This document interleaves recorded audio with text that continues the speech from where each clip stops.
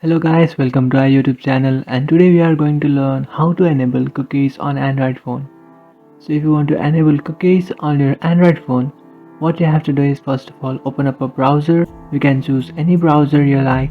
So I'm choosing my Chrome browser. So after opening your Chrome browser, tap on the three dotted icon which is on the top right corner of your screen. And after tapping on the three dotted icons, now you have to tap on settings which is on the bottom.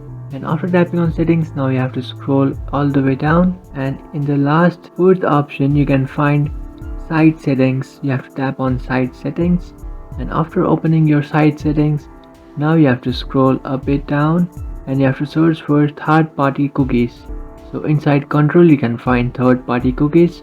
Just tap on that, and now if you want to enable your cookies, what you have to do is tap on the first option, allow third party cookies. Sites will work normally, and after allowing that you have successfully enabled it. So this is how to enable cookies on Android phone. If you find this video helpful, don't forget to like and subscribe to our channel. If you have any doubts, feel free to comment below. Thanks for watching.